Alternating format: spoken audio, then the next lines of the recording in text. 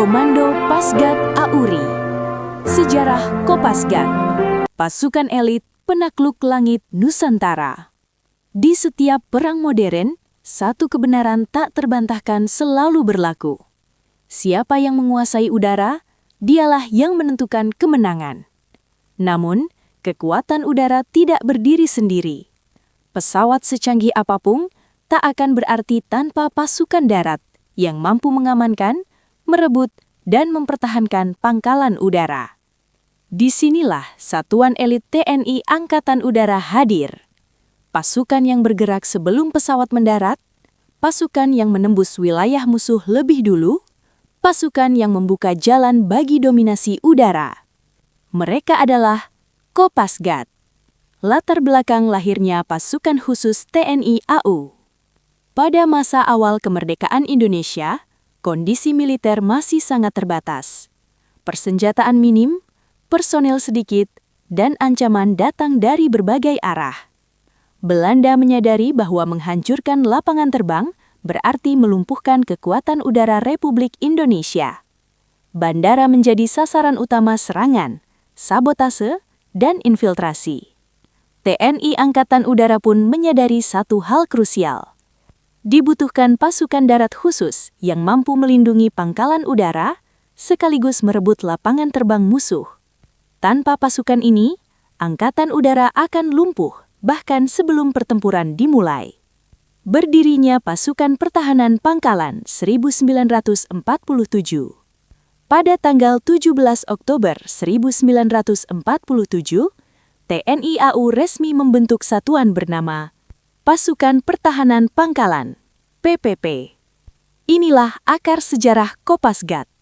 PPP bertugas mengamankan lapangan terbang dari serangan darat, menghadapi pasukan musuh yang mencoba merebut pangkalan, melakukan pengamanan objek vital udara, menjaga keberlangsungan operasi penerbangan tempur. Pada masa agresi militer Belanda, PPP terlibat langsung dalam berbagai situasi genting. Mereka bertempur dengan senjata seadanya, seringkali menghadapi musuh yang lebih unggul secara perlengkapan. Namun, satu hal membuat mereka bertahan: semangat mempertahankan kemerdekaan. Transformasi menjadi pasukan gerak cepat 1952. Ancaman perang semakin berkembang. Perang modern menuntut pasukan yang cepat, fleksibel, dan mampu digerakkan melalui udara. Pada tahun 1952, PPP mengalami perubahan besar dan resmi berganti nama menjadi Pasukan Gerak Cepat. Perubahan nama ini bukan sekedar simbol. PGT dirancang sebagai pasukan yang bisa diterjunkan melalui udara, bergerak cepat ke sasaran, merebut dan mengamankan lapangan terbang musuh, melakukan operasi ofensif, bukan hanya defensif. Sejak saat itu, prajurit PGT mulai dilatih sebagai pasukan lintas udara. Mereka belajar terjun payung tempur, tempur darat, dan operasi khusus di belakang garis musuh. PGT menjadi salah satu pasukan elit paling ditakuti di masanya. Kopassus TNI AU era pasukan khusus 1966. Tahun 1960-an menjadi masa krusial bagi militer Indonesia. Berbagai konflik regional dan dinamika global menuntut kemampuan pasukan khusus yang lebih profesional. Pada tahun 1966, PGT resmi ditingkatkan statusnya menjadi Komando Pasukan Khusus TNI AU. Status ini menegaskan bahwa mereka bukan pasukan reguler biasa, melainkan pasukan khusus Angkatan Udara. Dalam era ini, Kopassus TNI AU terlibat dalam operasi strategis nasional, menjalani pendidikan yang lebih keras, mengembangkan doktrin operasi khusus udara, memperkuat kemampuan anti-teror dan pengamanan objek vital udara. Mereka menjadi pasukan senyap yang bekerja dalam bayang-bayang, jarang disorot, namun memegang peran vital. Kelahiran nama Kopasgat, 1997.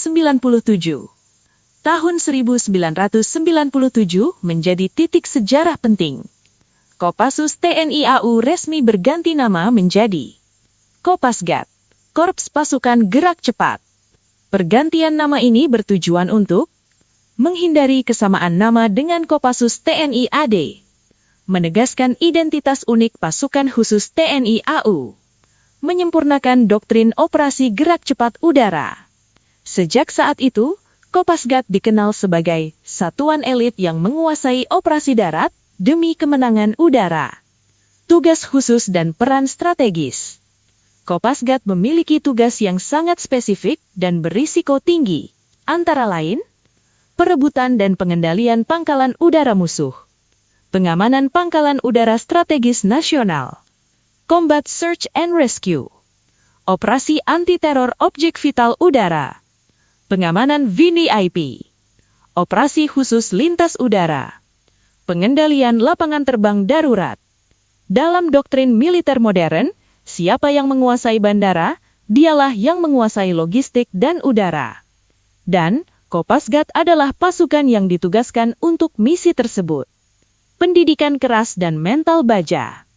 Menjadi prajurit Kopasgat bukan perkara mudah.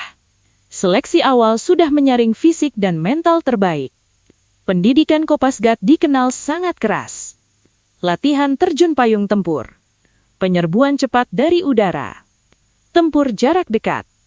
Survival laut. Hutan dan gunung. Operasi malam hari. Latihan penindakan teror. Banyak yang gagal. Hanya mereka yang memiliki mental baja dan disiplin mutlak yang bertahan. Semboyan dan jati diri. Kopasgat memegang teguh semboyan. Karmanya vadikaraste mafalesu kadacana. Bekerja tanpa menghitung untung dan rugi. Semboyan ini bukan sekedar kata-kata, melainkan prinsip hidup prajurit Kopasgat. Bertugas demi negara, tanpa pamrih. Penjaga langit Indonesia. Hari ini, Kopasgat terus berkembang. Mengikuti dinamika ancaman modern, peperangan udara, dan terorisme. Mereka mungkin jarang terlihat, namun saat pangkalan udara terancam, saat pesawat harus mendarat di wilayah berbahaya, saat langit Indonesia harus dipertahankan, Kopasgat selalu siap. Mereka adalah pasukan pertama yang datang, dan yang terakhir meninggalkan medan tugas.